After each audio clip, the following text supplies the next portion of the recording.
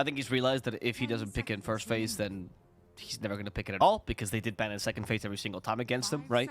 And this is more... It's not that he's changed his mentality either. It's more that he gets 4th pick Visage, or 8th pick if you play Captain's Mode, which allows you to get the 3 protective bands. And on top of that, he also sees Pugna and DK. DK being against Visage. Most of the time that stun is not as useful against Visage, because you do have the familiars to protect you from upcoming damage, right? So getting the single target stun, not as useful. And Pugna is literally swallowed by Visage, right? You can even go for the Nullifier build. The build that the Hogleck's going for is Orchid Ags, and Nullifier is really up his alley in that sense. So it certainly seems like a good Visage game already. Of course, with the Storm, which is also one of the more powerful picks right now. Yeah, it's actually pretty cool that you mentioned the build. I was going to bring that up because you kind of want to play both of these cores. It's a bit of a... it's pretty fast. It's fairly fast. It's not like as fast as maybe like Riki or Slark, right, would be immediately. They just get diffusal and they're fighting. Sure. But you're still fighting when Storm's at his peak as well, right, with his first and maybe second item. And Visage, of course, with the Ags, the Gravekeeper's Cloak, is able to get free vision, flying vision, as well as free movement, invisibility, and I think like 35% bonus damage for him and all the units under his control, usually just the familiars, for something like 10 seconds. It's a really nice buff. And you can use this to scout ahead, usually pick off one of the supports immediately, and Storm zips in. It is punishing, this initiation that BetBoom have. So I really, really like this 1-2 punch, and I like that you bring up the build. It's pretty brutal to play into. And again, Pugna makes it like a relatively free game. I think that's why he thought about that. The best thing against Visage is either sources of pure area damage, of course, area control, and supports bring a lot of that. So you get the Pugna, you go, oh, free, honestly. Yeah. The lane also against DK is honestly not that difficult because you're a ranged hero and you slow him. So, I mean, you're not going to destroy him, obviously, in lane, but you'll farm, and that's fine. Yeah, it's important to remember that the familiars are basically this entire hero, and the familiars do currently receive the, as long as they're within the aura range of the Gravekeeper's Cloak, I believe it is. Yes. I might have misnamed the Ags upgrade, whatever it is. Science is the Grave is the Ags. Yes, thank you. The Ags upgrade, the passive for Visage, all of his familiars get it, which makes them really difficult to kill, because if you can't get through those stacks, you're not killing the familiars. So it's important to keep that in mind when you're playing against this Visage hero, because, again, if you kill the familiars, you can basically ignore Visage in the fights. Yes.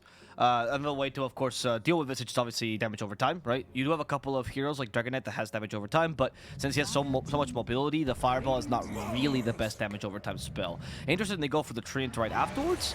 Treant can be hunted easily by Visage. The Overgrowth can be a nuisance, though, and I'm not wondering if this Pugna is, in fact, going to be support, because a Treant and Pugna combo is a really weak one, honestly. Yeah, I'm not in love with it. But you do already have the DK, right, for some pretty much guaranteed lockdown into the Storm Spirit as well. So that sets up for a lot of other things. Wow. And into the Dusa, I mean, it's a strong lane versus the Mars.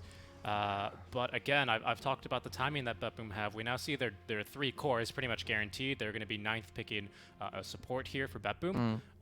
Storm, Visage, Mars, they all play together kind of in the similar window, and that's right before Medusa really gets fully online.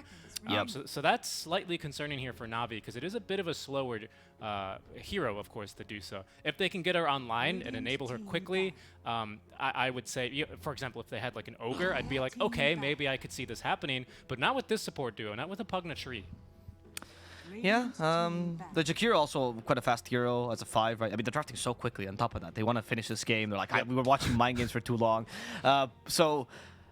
interesting choice by NaVi. They're like trying to desperately slow the game. The thing about Treant versus Jakiro is that because Jakiro slows the attack speed of your towers, the towers can no longer defend themselves, even if they last forever because of Treant, right? Good point. So what you need to do is essentially have heroes that can rotate and defend the tower by fighting. A bit difficult to do because of how strong Visage's power spike is, and to a certain degree Storm as well. And especially hard to do when your heroes are, DK Dusa. Usually the heroes you think about for these kind of fights are Sanking, which I'm surprised has not been picked at all. I'm kind of ignored in this region. Am I missing something? NaVi? Yeah, NaVi banned AM and TB. They perhaps thought this was going to be a Visage or a Mars support. No, it must have been Visage support. I guess that's really weird, honestly. Yeah, I mean, it's the Hawk. I hope that they've done the research into the team, because this, I mean...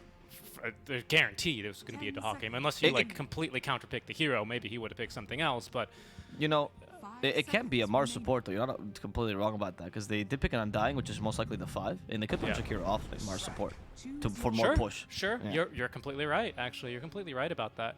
It's not going to be the But case. they're not. Yeah, it's pretty straightforward here for Yeah. BetBoom. I mean, the no one Leshrac is also okay, right? Like trying to go and defend towers, but you don't have. I don't feel like you have this incredible lineup at defending towers with the living armor. It is kind of slow. The Leshrac power spike is not that great. Leshrac is also going to be eaten up by the familiars and Visage. You don't have great tombstone hitters either. I'm not sure. I feel like BetBoom might just steamroll them. Yeah, I gotta be honest with you, I'm not really in love with this Navi draft. I think they have picked some fairly strong heroes overall. I think the No One Lesh is a pretty good last pick, considering what you have, and you need someone to tank and bring the early damage, you know, because Lesh can tank in that weird way that Leshes like to do. But I'm taking a look at, like, where do you get your momentum started, right? Usually it's your off lane, or sometimes your mid laner kind of getting online early. This time for Navi, it's the DK. But who does the DK play with on his first item? You have a Pugna and a tree support. That's not great damage versus an Undying Mars Visage Storm. Like, Medusa's going to be in the jungle. Pugna wants to push early with a Lesh. Okay, you can make that happen. Treant wants to sit back, defend, and play the dead lane. Okay, you can make that happen. But I just don't see a lot of cohesion here with this draft, to be honest with you, Avo. Yeah, I agree. I mean, the Pugna, if he maxes Nether Blast, right, he can go with the DK, and he's not the worst hunter with, like, a life drain. Granted. An early life drain. So, I mean, I could see some plays here. I just feel like Navi's lineup would be okay if you're playing a mid-game draft, right? But BB is playing like the power specs are going to be huge, and I just don't know how they're going to deal with that. So I would definitely go for BetBoom. But we'll see, right? BetBoom wants to play this game really cleanly against Team Spirit. Yesterday, they were feeling themselves. Let's see if they're feeling themselves against Navi as well as we go into the game. Of course, yeah. So Nako told us yesterday, you know, guys, good night and have a good day tomorrow. I bet he had he went to sleep very, very well, and he's going to be hoping for an excellent game, if not a repeat. As I think, still even after yesterday, lots of people have BetBoom probably as the underdogs. I certainly would as well, to be completely honest. But again, not to be underestimated, guys. We hyped him up a lot in the pre-show yesterday. We didn't really need to do so today, of course, after taking down Team Spirit. That kind of speaks for itself, and they might even just find Batoon. No, not quite. I do feel, though, that when you are drafting and you don't, like, again, the Visage is weird. The last two bans are weird, and that is a huge advantage you're giving to Navi. Sorry, you're giving to BetBoom. Not knowing the Hawk's odd and peculiar hero pool. Well, we'll see how this works out for them. I am, again, not very confident because, again, Lesh is one of those heroes that is actually usually pretty good against Visage because of the damage over time. He deals against familiars, but he can also just be destroyed. So Nako, they're going to prevent Tombstone. Yep. Very, very good job. The stun first from Lays. Tombstone comes out. That's a different fight, but Navi are quick to plant the ward with the vision. They've got all the advantage they need. First blood goes to SweetNStrike, but you're just happy to take it anyway for Navi. I don't know. I'm the biggest fan of the Tombstone level 1, to be honest. I feel like if you had gotten Decay, the lane would have been guaranteed. Yeah, and now this is a problem for Dahak. He seemed pretty keen on fighting. Level 1 Soul Assumption's not bad. In the mid lane, it's always Grave Chill, but of course in the long lanes, especially with lots of sparring, I could see this having a strong effect early. But level 1 Visage is just bad, right? Like, you can take any spell, and it's just not a good lane, no matter what you do. That's what the Undying has to cover for, but level 1 Tombstone, not great for that. We'll see what they decide to do. I mean, he's up against a DK, right? So the Decay against DK is decent, but it's not going to kill him, because the regen just becomes stronger. So it doesn't really destroy him. I think BetBoom was certainly expecting to brawl early. We'll see, though. Yes. Again, Soul Assumption, it ain't a bad spell, especially during the lane. I mean, that's just 3 stacks onto SweetNStrike, who doesn't have a lot of HP to play with, right? Yes. But has brought plenty of regen to the lane, and because of First Blood, has a full wand already. So this lane is very difficult. Visage, not quite a hero until level 6. And again, Dahak is very much the exception to people not playing this hero. From the pros I've seen kind of talking at high levels, they prefer him in the off lane or position 4. Yes. And then mid, and then carry last. Probably position 5 last, but carry is this, you know, not the ideal role most people seem to agree on. Yeah, because most people are playing Visage not with this Orchid Axe build that the Hawk goes for, but rather with the Helm of the Overlord build, right? And they play him like a poor man's Lycan. And, I mean, like a ranged Lycan, actually. It's a better way to say it. And it works out nicely. So I mean, I do think Visage actually has a place in the meta, but the way that the Hawk plays it is so unique that you just have to get used to that. And yesterday we saw, I think, at least one game of a Lesh versus Storm matchup, and I don't remember if it was Laurel on the Lesh, but I kept saying how odd it was that he was going 1-1-1 and then maxing Edict and not really putting more than 1 point in Lightning Storm. And here's the effect it has on Storm. He's already been bullied pretty hard once out of lane. Of course, there's so much regen that he's pretty healthy now, but I expect no one to keep up the harass. Laurel is not going to have an easy time in this lane with this Lush build. Yeah, I agree. I like this by No One, right? No One was known, or is still known actually, as one of the better laners right out there in the mid lane. That was always his specialty, and of course he plays a really good mid game as well. But it's the laning stage which a lot of mid laners will struggle with him, and so he wants to dominate that. He wants to make sure to kick Laurel. They know that if they can at least win these lanes, they will delay the BB timing a lot, and that's probably the win condition here for Navi. Yep. The more you can delay it, when your Dusa comes online, you don't really have a hero to deal with Dusa. Visage will eventually run out of damage against her, so that's gonna Very be the Navi game plan for the whole game, really. Yeah, I think probably for Vitoon we're going to see an early farming item. Of course, the Dragonlance most likely on the Stusa, but I would suspect that he is eyeing, no pun intended, the Eye of Scotty early on, because it completely wrecks Storm, completely wrecks a Visage. You reduce the Undying Burst heal. I suspect that item is going to be high, or picked up rather quickly this match. I don't know if that's enough for Deuce to show up in fights, but it is enough for her to show up and be useful in fights early. Yeah, So. exactly. It could be the option to like skip the Manta altogether so you can show up in fights a bit earlier. We'll see, as Vitoon noticed, kicks him back. Jakiro dealing a lot of damage, but you have to be careful with that Liquid Fire. One solo is free of that Liquid Fire. You can go and freely hit Noticed. That's exactly what it's trying to do. Dual Breath that will cover him. And the strength of the Dual Breath, of course, that low cooldown spell, always able to spam it. Tombstone top lane here just to put him away from the pull top. So Neko is going to try here. I mean, he's going to steal a lot of strength from Pugna, back down to 600 HP. So Neko thinks he can fight this. And he's correct, but SwedenStrong is eventually going to back up and pop a Salve. Yeah, that was good because he had Magic Wand. SwedenStrong had 11 charges. There's no way you beat him there. I don't know about skipping Manta this game. Grave Chill's really good, especially when it's maxed versus Adusa, because you basically remove 70 attack speed, right? You steal it. Of course, with her passive, right, you want to be maxing your attack speed, or at least not having it reduced on the split shots. Liquid Fire, Dual Breath. I think Manta is kind of a must-have, unfortunately, for Vitoon, which will slow down his further progression, but it's a consideration. We'll see if he does it. As we talked about the mid lane, by the way, Laurel ended up actually recovering pretty nicely with the side camps. It seems like No One instead is trying to maximize his own farm, right? So he's just going to be playing around that Storm rotation early, trying to take the tower as soon as he can. And that's another thing that, of course, Navi can do, which is just straight towers. With Lesh, Pugna, and DK, that is definitely a possibility for them. And the idea is, can they trade towers more effectively than BB can? Well, that's a way to go. What this enables as solo dies in the bottom lane is that Dusa will always have space to farm because they can always just trade farm or trade space with the enemy jungle, and that way, even if BB is playing super fast, they won't be able to choke down the Dusa. Yep. There's no one able to sack the camp now. I believe it was blocked early, so he's going to get that sentry to unblock it. A bit surprised that they didn't make a play for the Storm, who frequently farms the side camp just as quickly as most other mid laners these days. But either way, both heroes now at level 6. Ball lightning at the ready for Laurel. Power runes here in 30 seconds. Jakiro's okay at rotating mid. Does he have a point in Ice Path? He doesn't, so he's not so good, really. Undying, not great at rotating mid. Pugna, not great at rotating mid. Tree is just okay. So, I don't know. I don't know when the first kicking off point is going to be here. Depends what the runes are going to be, but I just expect the mid laners to fight over them. Yeah, we'll see what the rotations are going to be. I mean, if you're looking BB, unfortunately, Jakiro, rotation hero. You kind of pick it for the lane. When you have Navi, Pugna, a little bit better, actually, because you can actually do something afterwards if you're going to kick out the Storm. But I think the ball lightning, they're equally as useless. They're just there to secure the rune. That's it. Yep, not much here you come can the do supports, securing the rune. SwedenStrong so as Neko well. comes Going in. to go for the stack. It's an arcane, so Neko's going to have to take it, though. It's fine. So Neko pretty happy with taking it here. You can no always tombstone from the high ground. There we go. Yeah. He might die, though, as a result. Yeah, No One.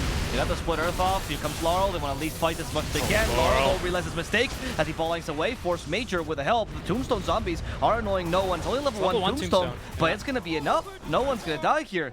And they get a 5 for a mid laner as Laurel gets that last jump here to get SwedenStrong as well. BB. They took a nice little trade there. Yeah, pretty crucial that Laurel backs off, and he waits actually for infused raindrops before he goes back in. That maybe saves his life. I think his HP was still high enough to tank that level 2 Nether Blast, but better not to risk it. So nice job there by Laurel. They end up getting 2 kills in exchange for the Undying. Those are traits that Undying, well, I would say lives for, but mostly ends up dying for. But he's happy with it. He's perfectly happy on the hero. We'll see what he puts his second skill point into. I wouldn't really mind Tombstone, because that will be super effective at defending the towers. Rotation top, though, from Laurel. He has TP'd here. Or sorry, bottom, that is. Button. No, this doesn't have the ulti yet, though, so they rotate just before that. In fact, they don't need it, thanks to the Ice Path Force Major. Guarantees this kill on Platoon, and now they got enough experience for that ultimate. Solo stuck. There's no spear to the wall. Doesn't really matter. The tower's being blocked as well, which means they can actually play this aggressively and get 2 kills out of this. Once again, this clean execution from BB, literally playing everything millimetrically. As in the top lane, the Hawk has finally reached his level 6. Oh, there they go. Yep, Tombstone as well onto SweetNStrike, who is going to be double bonked here by the Gargoyles themselves. Taken out, I guess they're familiars, but he's a Gargoyle. And mid lane, no one did try and apply as much tower damage as he could. But of course, before TPing away, Laurel did push the wave pretty hard. No one with only, well, at the time, he only had 2 points in the Edict for the tower, and Force Major TPs immediately to clear the wave. So really, really good reactions by BetBoom. You know, when someone goes bottom, someone's got to replace mid so that no one doesn't take the tower for free. Really, really good job. And apologies to the ops for baiting him top. It was a rotation bottom. Yeah. Storm does very well there. He's going to do well to also enable the Mars's game now as he goes for the Soul Ring into the Blink Dagger for Natus. Yeah, the Hawk is going drums, by the way. At least last time we got to see him on Visage, he didn't go for this build. It was Orchid first every single time. I believe I am seeing a lot of Boots of Bearing when I checked his Dota 2 Pro Tracker. Ah, fair enough. Yeah, which is his pubs, right? Yeah, okay. Yeah, in his pubs, yes, on Dota 2 Pro Tracker. Does he go Helm as well, or did he just Boots of Bearing? You know what? Let me double check that, actually. I saw a lot of Boots of Bearing, though, so. Right. Like, because I guess if you go Boots of Bearing plus the Ags, I can see that being very strong on Visage. I don't think that build is bad. It's just that, again, I got so used to the Orchid first rush on the Hawk that it's always wonderful to see how he itemizes. Carry Visage is not something you see enough in pro games to be able to know exactly what, what pros are doing with it. As a solo, he goes into the trees, Force Major. He has the 2 points in Liquid Fire. I like this build a lot, actually. The 2 points in Liquid Fire are pretty useful. Like I said, this nullifies a lot of the effect of the Living Armor, because if you don't rotate someone down bottom, the tower can't really protect itself. That's why some Jakiros are even, skipping the point in Macro Pyre for the extra point in Liquid Fire if you want to go for this early push. Yeah, push top lane. Tombstone going to be taken down before Seneko can get off the cast. Ooh, that was a long TP, and they got baited by that. Still not bad, though. If they waste Laze's Elder Dragon form, I think they're going to be fairly happy with what they can achieve here. Especially because you do have no one waiting in the wings to join the fight. Stun is going to catch the Mars, quite tanky. And there's going to be the points in the Ice Path tier to slow down no one and boot him away with the macro. Yeah, so I only see a couple games here for Doc. He's got a lot of Smurfs, so it's really hard to keep track of the stats. Sorry, you mean alt accounts for practice? Alt accounts, yes. I apologize. Yes, alt accounts for practice. And he's got a couple different builds. Sometimes it's triple null tally into Solar Crest and Ags. But in this game, and looking at the lineups, I want to say he's going to go for more of a build of this game here. He likes to go for Drums, Ags, AC, Boots of Bearing. Is the build. Interesting. Okay. So still this burst build, but without the Orchid. Yeah. So more sustained damage against the Leshrac for sure, and against the Dusa particularly. But you're not gonna be able to just like jump on a person and nullify them completely, which is an issue. Of course, you do have the Storm to cover you a little bit as well in terms of damage and the catch. So I think it's actually a pretty solid build for this game. And now Visage just has enough of this Trim Protector. He goes bottom. He says, if you want to do a good job, you gotta do it yourself. Absolutely. The Hawk will shred through this tower fairly quickly. The bonus armor is really good against the Familiars, but their attack speed is amazing. Familiars, by the way, getting pretty significant buffs in, I think it was 730, not 731. So they're really, really good now. They used to be really slow in turning and all this stuff, but luckily that's been adjusted. As there's the tower, taken down bottom, and no trade, actually, because BetBoom refused to do business right now with NaVi, and they are going to be holding them off, as Natus is just standing here, ready with the Arena of Blood. So Neko even has activated the Flesh Golem, and there's the Arena into the Tombstone combo. Blaze might be in some trouble. Okay. Ball lightning use, Electric Vortex, Lays, could be in trouble. Nice. Good use of the Ice Path there to stop the Life Drain. SeekNStrike might just die to the Macropire. No one, though, wants to get a counter kill onto Soneko as he's lost his 2 teammates here. Notice, still has a spear. They manage to spear him to a tree, and they jump over to Laurel to be able to finish him off. Solo has the Nature's Grasp. Laurel still has the Ball lightning jump, though, and Laurel actually holding his own. There's the Overgrowth used. He's in the middle Nature's Grasp, but Solo will still die here, not get the kill he was looking for. 4 kills for BB. And this is not what NaVi was looking for. They are creating space for the Dusa, but they don't want to give too much farm to BB so they can actually get online. Yeah, they even get his courier there to add insult to injury. Yes. That was going to be a big rough. But quite importantly, tower defended for BB. So they're right now at a tower advantage. Bot lane is shoving in. And again, this is something that BetBoom really, really like to do with their drafts, right? I think we've seen 4 games from them now. And I feel like at least in 3 of them, right, because the TB game, you could say they had the backup strategy, but at least in 3 of them, it's always been tempo. It's always been this early pressure and this run-at-you lineup, and that's where they really excel. NaVi have got to adjust to this timings, otherwise Dusa is not going to get online. Yeah, but NaVi is doing something that I was mentioning earlier, right? The tower trade, which allows Vatoon to go now into the enemy jungle ideally, or well, it opens up the map a little bit more for him, and this will make it so that he's never going to be completely choked by BB. As BB try to go for this middle tower, there's a smoke from NaVi, and they fight this. They have an okay fighting lineup. We'll see. Nature's Grasp already used. There's a living armor. Tombstone, though, will zone them out completely. They just don't have anyone to hit it. No, they don't have Blink either yet on the DK. Wow. Great deny by nice. no one. Really good deny. But they didn't have Overgrowth, and they didn't have a Blink here for DK. He's going to have to go straight Blink. And Lays is farming pretty decently here, to be quite honest, especially for, you know, how there was no kills in his lane. So not too bad. But he's not going to have the speediest timing here on the Fireball either. In fact, he may feel pressure to go straight into BKB, and we've seen how that can really just stop DK from farming all game. I don't think this is a game where you need to absolutely rush that item, right? I mean, Jakiro and Mars are certainly concerned, but the Fireball is kind of important as well to deal with the familiars, right? You kind of need that extra damage. You've got a good point. That's a really good point. Also, the split pushing the lanes, I think, is quite important. Farming underneath an enemy ward. Okay, Laurel's fine. Yeah. He's going to go for the triple null tally. So he's not going to go for the I'm going to build 16 null tallies. We'll see what happens with 25, though. But for now, he's sticking with a 3. Yeah, Max Grave Chill for Visage. It really helps him in his familiar's farm. Drum Charge is currently a 6. Seems like he might decide to go for the AC a step earlier. I'm not sure if perhaps he just takes the Hyperstone early and then goes back for Ags. We'll see here this game what he decides for. Again, DeHawk very, very flexible with all of his builds. Yes, and if there's someone that optimizes his builds, especially on these kind of weird heroes like Visage Carry, is DeHawk. So again, I just kind of let him take me away. Yep. As noticed in the bottom lane, we do have an arena still available. He's going to TP in the middle of this. I think the damage is too high. Overgrowth just in case. Probably was going to die regardless, but you know, good to use the Overgrowth because much more worth to secure the kill. Yeah, DeHawk is going to decide to finish up AC first. Okay. So we might not even see the Ags at all this game. It is an item that I believe is stronger the earlier you can get it, especially with the Storm Spirit. I think it gives you great vision, and you know we all know how great vision is to play around with the Storm and a Mars especially. But the later you get into the game, you know the more the more money that supports have for sentries and dust, it does become a bit more difficult. So we'll see what the build is going to end up being. And for now, the difference for BB is really not that high, honestly. The space has been secure for Medusa. No one has had a couple of times. They managed to find farm between.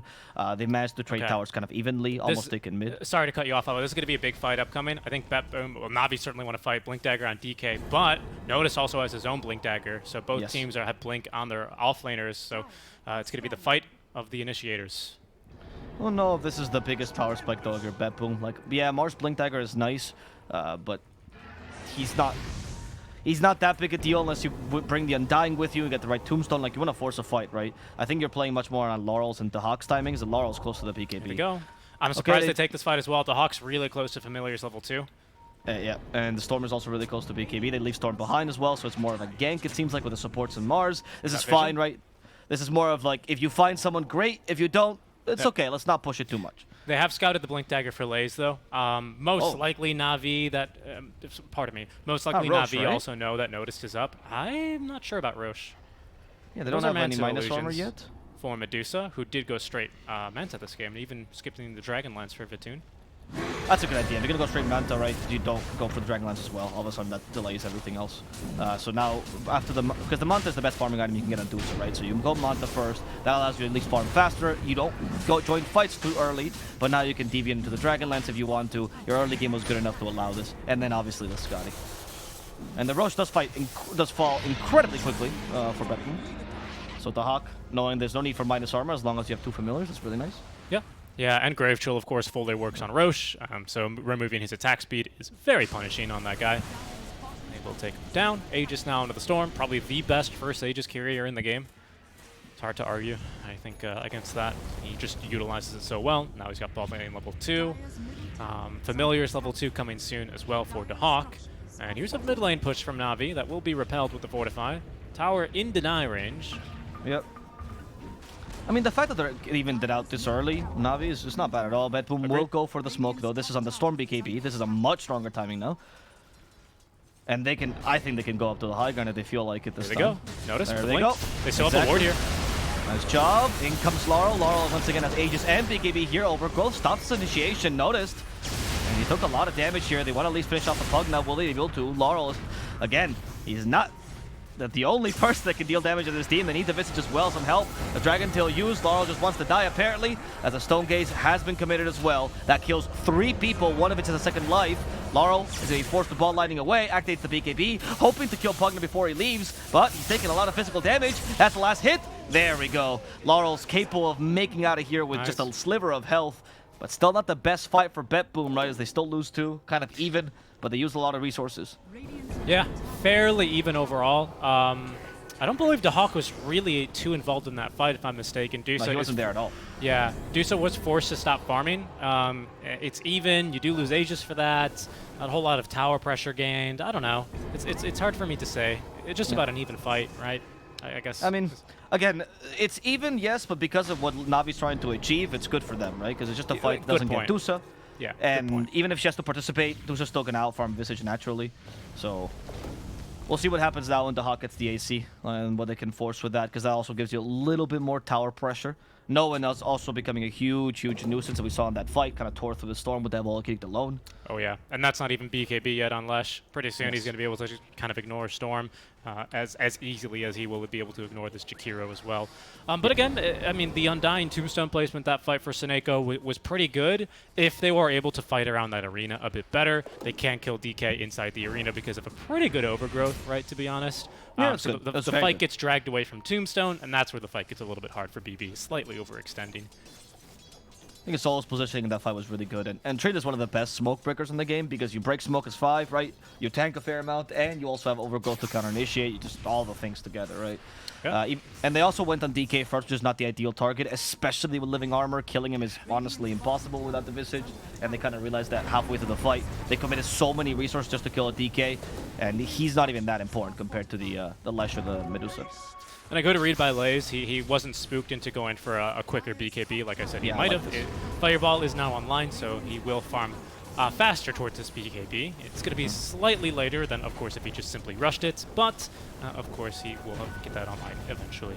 Checking up on Dusa's farm, it is going to be Scotty early. Okay, so well, he did go for the Dragonlance, right? So yeah. Okay, so I mean, this is the normal build, right? Yeah, I guess it is pretty normal. Yeah, Navi not feeling pressured at all, I guess.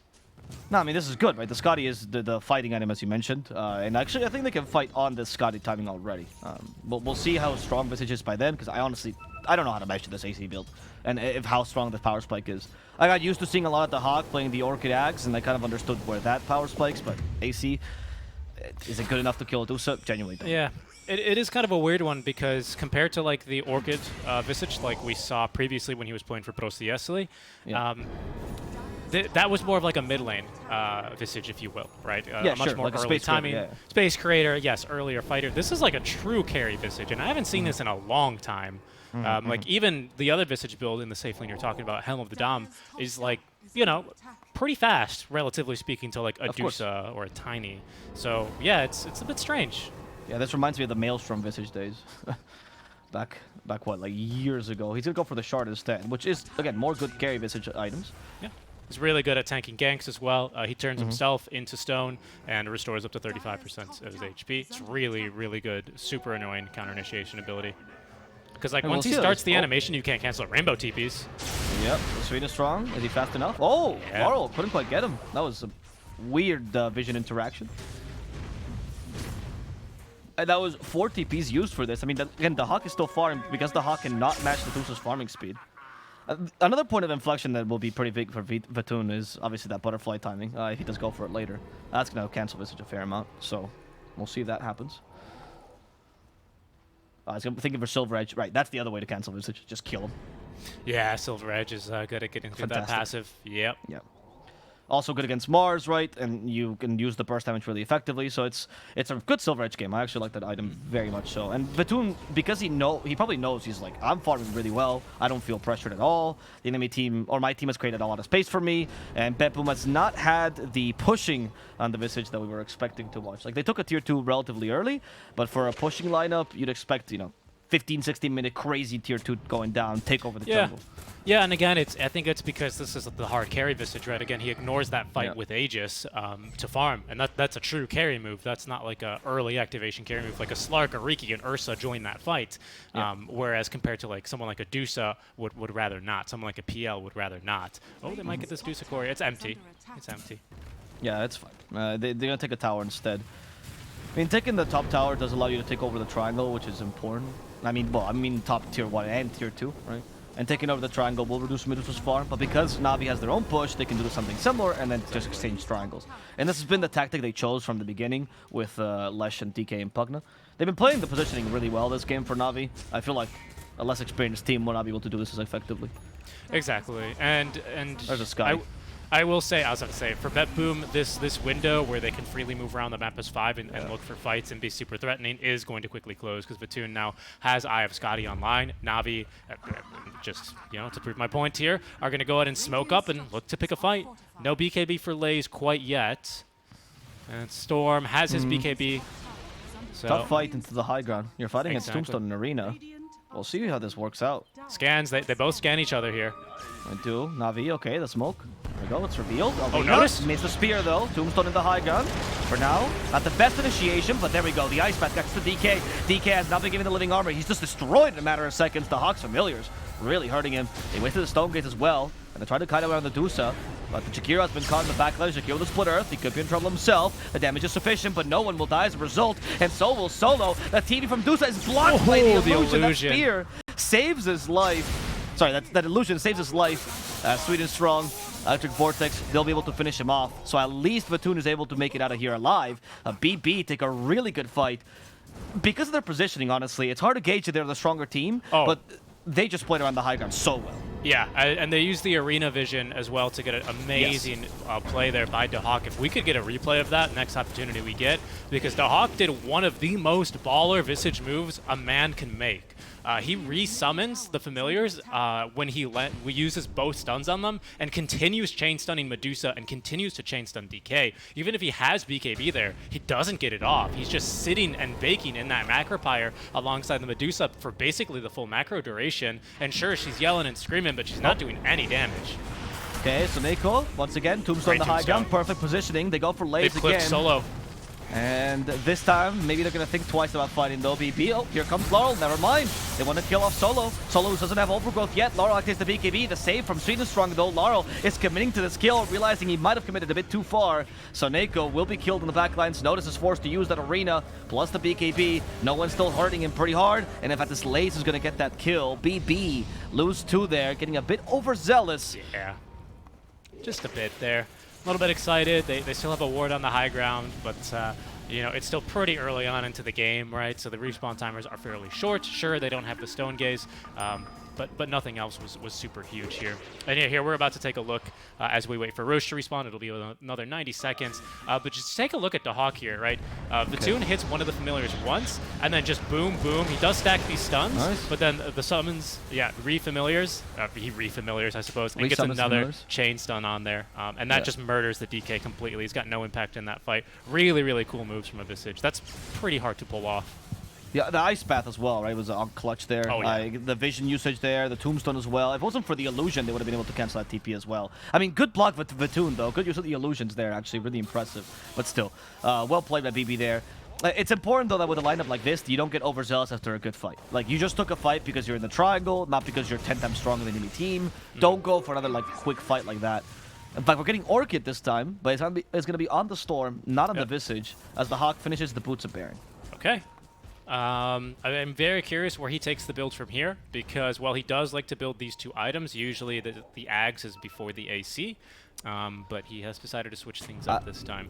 I still think Ags is worth it, to be honest with you. I feel like, I know Ags is obviously a much better early game item, but that damage boost is so good huge. smoke by NaVi. Okay, the Hawk, he could be the first target. They hit him with the Dragon Tail. Do they have the Fireball? They do.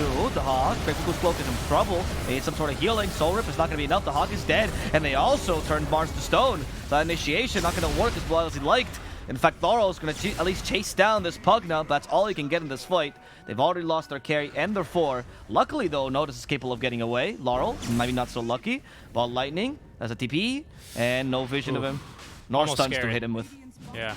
Almost scary. I was about to say, Storm, use Essence Ring, but he was going to be okay up there. The Hawk, this Familiar, is going to fall apart here. Yep, there it goes. Very, very fragile, as is, as you saw there, a Visage as soon as he loses his stacks with Gravekeeper's Cloak. Yeah, he's very fragile. He's got basically no armor. Even with AC, it's still fairly low. And, yeah, very little HP. 2,000 HP is not much. That'll be a big pick there for NaVi, as their smoke worked out perfectly to their favor. Counter initiation there from Vatoon on the Stone Gaze is fantastic. Mars does make it out alive, but they did rout him, and the Roche is going to go uncontested here. Aegis to Vatoon, who picked up the Shard. I believe he also eats the Shard there from Roche. Yes, he does. Really strong against Visage, right? Because part of your damage in the team fights is certainly that Soul Assumption, so you're constantly going to be able to hit him with a Mystic Snake. Eventually, the Axe is honestly a consideration this game as well, because a lot of targeted spells here. They're going to be a nuisance. But for NaVi, I think, like you said, the initiation by DK and the dropping of the Fireball immediately, that Fireball really makes a difference against Visage. Leshrac could not get close enough in the last few fights, so who cancels Gravekeeper's Cloak? Really just the DK right now. Yeah. A very good point. Eventually, Vatoon, once he has, of course, the ability to get within range, will be able to chop through this Visage. The much better core-to-core matchup. I don't think anyone's going to argue that one, but he's getting there. Well, so the question here is not so much is because Visage beat Dusa in the late game, right? It's more like, does Visage in the Storm, do they beat Leshrac and Dusa, right? Together with a good initiation from the Mars. Because you do have slightly better team fight, you'd argue. Mars gives you much more team fight than DK. Of course, enemy team has Treant, so it kind of balances out overall. And you've got Tombstone and Macro to back you up. Exactly. And the Storm does also scale, usually, at least in the last patch, better than Lesh. But if this go ultra late, Lesh is a menace. Yeah, good point. Yeah, we saw this matchup, I want to say, even yesterday, right, in our final game. Storm versus Lesh. And the Lesh did end up winning out. I believe Laurel was the Lesh in Game 3. Yes, but they also dominated the early, and that was kind of where they played around, right? Lesh does, like, it's the thing about Storm versus Lesh is that Storm has a much stronger peak at 25. That's like just massive power spike with the Ags plus Shard build. But Lesh does eventually just cap out more than Storm because the stats do more for this guy. It's going to be a Silver Edge completed here fairly quickly. It's not the most expensive. It's actually fairly expensive, actually, because the crystals is the cheap part. So he needs 3K plus the recipe, which is 3,500. Yeah, so he's almost there for Vatoon. And then he's a full item up, basically, right? He's 6K up, but really that should be converted to items, so you get a general sense of how powerful these guys actually are. And Silver Edge is a really, really big deal for Vatoon. We're going to see Tahak going for the Ags, by the way, in the end, so he's going to deviate into that. Again, I'm surprised he didn't go for this a bit earlier. I feel like there's a couple of targets that you could have just easily killed as Visage, but also maybe they were seeing the map movements by NaVi. They're seeing they were really bunched up all the time. They're playing like a really safe game for themselves. So maybe Ags, he didn't see any openings to use it. And now for teamfights, it's still good. Couple tough heroes, right? Tree is a strong counter initiator. I thought for sure they're going to play more around it as well. I completely agree with you because, like I said, I was expecting to see this pretty fast Tricore go online. I imagine with AC, they're going to get a kill there on a Seneko for free.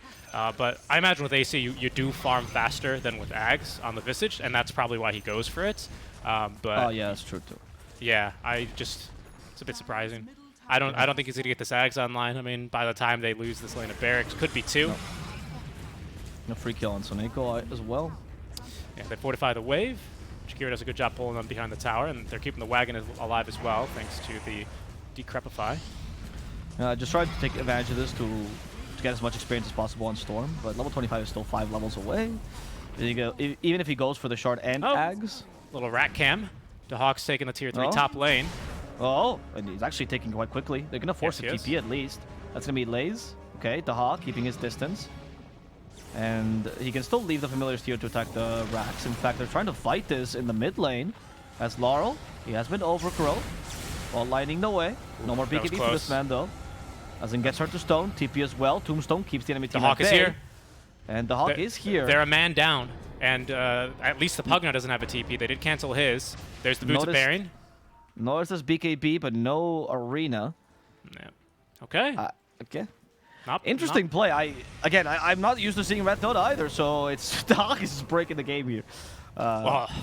What was it? The Outsiders and the Rejects game had tons of it. NP right. EU in general is just breaking the game, I suppose. Yep, they definitely brought it back. So this is not the first time we've seen it, even in these playoffs. And yeah, I mean, the unfortunate part for DeHawk is that while NaVi's damage to structures is more or less lasting, yes, the melee barracks will regenerate very slowly. For NaVi, they get to heal these buildings back up. So the tier 3 tower is down, but these melee barracks will probably be fully healed by the time that DeHawk gets to make another push, which is unfortunate for him. And at this point, that's the team fight should be able to beat out your split push, because eventually Dusa will just be unkillable. Again, the fact that she's firing much faster than your Visage and now has Silver Edge, like they could just bait it. They just need to make one mistake and Visage gets destroyed in a matter of seconds. The Hawk is closing in here though on the Ag Scepter. He's 600 gold away. With this kind of lineup, I don't know if he buys out for it. I imagine he does. I think you do. I do think you do. Yeah, I feel like maybe Storm saves for buyback is more important than Visage saving for buyback right now. Agreed. Because I think with that Ags, it enables you to potentially get a really, really wicked pickoff and set up a Roche fight, right? And then you claim the third Aegis. I think he'll have it up in that 2 to 5 minutes that we could see this Roche respawned for the Hawk. Okay. So Eiko is going to cover this a little bit with DKs. He's just going through top lane again. He might go for another push here. No, okay. Interesting choice. So Ags on Jakiro. He went Vessel Ags straight up. I do think the Ags on Jakiro is really good. It's so good, yeah. But the timing is usually faster because we usually see this build on core Jakiros of some kind, either mid or off lane. 5s and 4s Jakiros, less common. Storm, big ol' zip. That'll trigger a couple of TPs. Can he actually get this kill? Nope. Good job there. Glimmer Cape doesn't reduce the damage. And he's out of mana. Force a TP. Do so. Not enough crits. Not enough damage yet. Laurel's been really quick on the retreat, though. I like it. Like, he knows what he has to do, and he knows he's forcing the enemy team back, and if he makes this mistake... here he goes. Silence is the grave number 1. The Hawk, unfortunately, the reveal is going to be on an Observer Ward. But he's got it online. I don't think it's that big of a reveal, right? At least at this point in the game, right? The idea that you're going to clinks it and just find someone and solo kill them, probably not going to happen. Agreed. But for now, he will have this, so I guess the writing becomes a bit more powerful, and the supports will be more careful.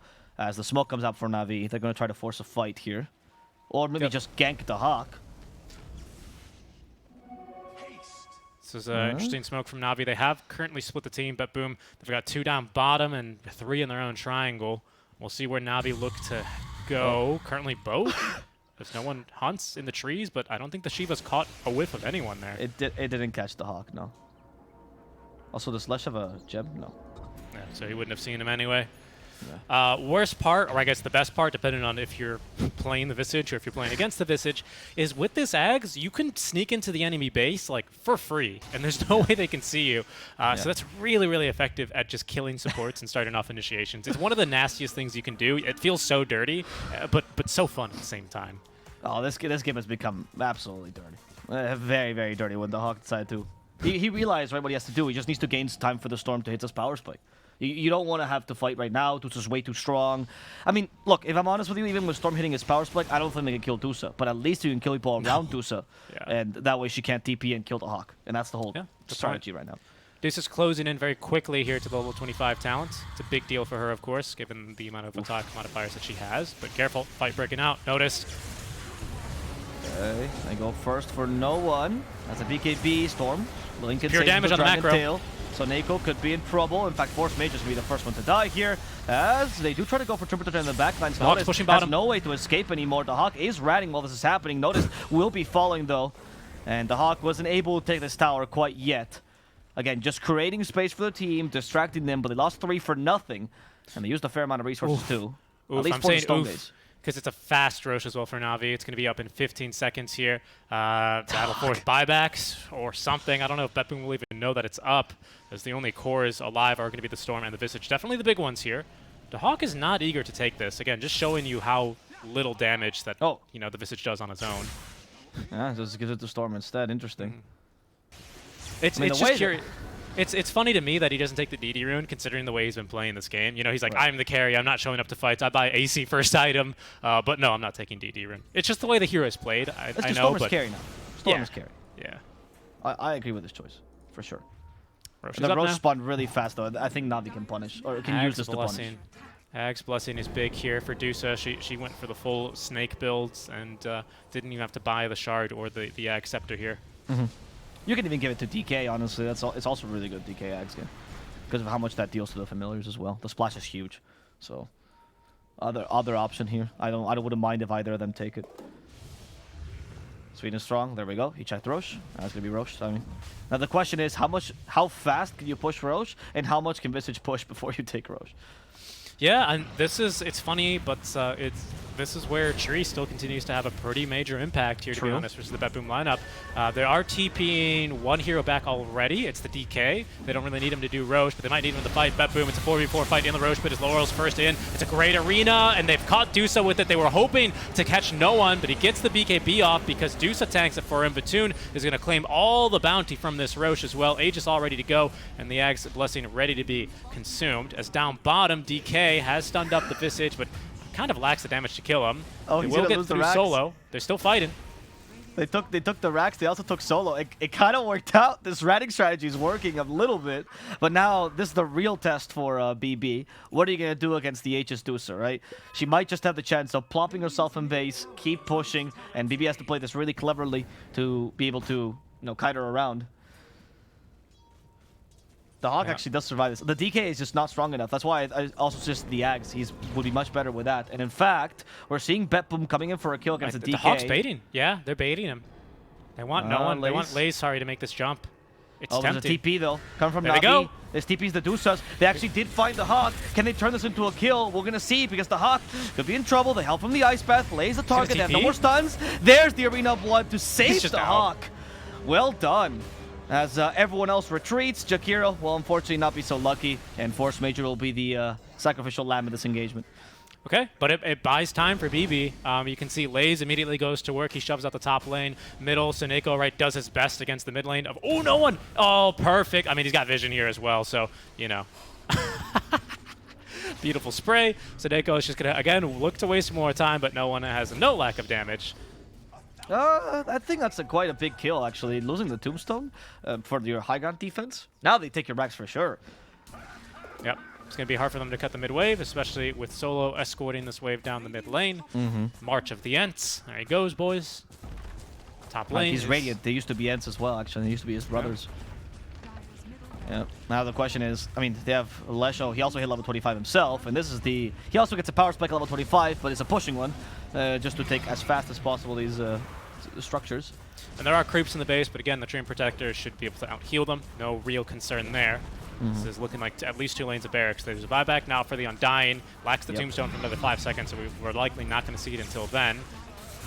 Oh, okay, they can go here for the Lush, and in fact, Lush could be in trouble. Ice Path used, the Macro Part hurts hurting him. The life so strong. Wow. Nice job. That's pretty good. They did commit the Stone Gaze, though. The Hawk did come here to fight this, but a little bit too late. Has to resummon Familiars if he wants to fight, because the Familiars actually pushing that bottom. There we go. Yep. That's a bit rough. And again, of course, they're just not concerned with the groups in the base, because they are dealt with simply by the heal. That's really, that feels pretty awful, though. I mean, they had a Macropyre onto 2 heroes there. Again, with Ag Scepter, Purin goes through Magic Immunity, and Pugna still just out-heals it. If you got Tombstone, if you had Tombstone there, that would have been a kill on Lush, most likely. But also, if you had Tombstone there, maybe they don't fight as crazy. Yeah, unfortunately, I mean, they get out, they conserve Aegis, they conserve Cheese. He had Cheese the whole time as well, by the way, on this Lush. I guess it wasn't in his active inventory, so perhaps he wouldn't have gotten it off, but... Side lane shoving, so Navi are going to have to get back to work. Now they push through this bottom lane, where they are going to look to secure Megas. And game number 1 here of this series, up 21k. Still 90 seconds left on this Aegis. BetBoom are gathering around bottom. But once again, Hawk is kind of just going a different direction. I think he just bought the Sacred Relic. Did he? No. Okay, sorry. He had a Nullifier in the quick buy. Now he's going for a Deso instead. Sure. I like that idea better. He knows he's not there for fighting. Did he not sell something, by the way? Do you only really have... Oh, you just sold a null? I think he sold a null, perhaps, yeah. Yeah, I mean, he's got the leveler, right? So I guess he's deciding to build into some Rat Dota here, is what I suspect this build to be. Yep. Yep. I think it's the best build. I don't think you can fight head on. Again, like every time they initiate or they try to chase for kills, they realize they see the Dusa and they go, well, can't really kill him. Yep. That's it. I just think it's too late for this build, unfortunately. Yeah. Laurel does have Ags. Only 2 null talismans, though. Not quite up to 25, but he's got Ags and Shard. So we'll see what he can do here, but he's going to have to make a Herculean effort to stop this high ground push, because NaVi, I mean, Dusa, Lesh, 25 talents as well for the Edict Explosions. Here they go. Okay. The Hawk is sticking around to fight. All right, they displace Platoon. That's the best way to deal with Dusa generally. Storm comes in, takes the Trim for a ride. There's the Arena of Blood used as well, keeping the Dusa out, forcing her to eat that macro power damage. They're trying to calculate the age as well, 18 seconds. So they can potentially kill Dusa. She's just going to die. Expires. Yeah, she's going to die to the macro, though. Good choice. Good choice to kill yourself there. Otherwise, he could have been in trouble. They can't really turn this into anything. The Hawk. He's been stunned. He's been killed. He has to buy back immediately. But Dusa is dealing way too much damage. That Stone Gaze crushes BB. The buybacks come out like crazy. BB, at least they managed to lay down the Arena. Vatoon, there's no spear to stop him. They help him with a life drain as well. Vatoon is keeping himself healthy. They get the Hawk's second life here. They also find the Undying. 2 diebacks immediately down to Vortex with the Axe from Laurel. But is the damage going to be sufficient? A great Ice Path on top of that. At least Laze will die. They're going for the Leshrac next. Vatoon out of mana, but he still has a bunch of damage. Mars cannot survive this. He's forced to spear him away.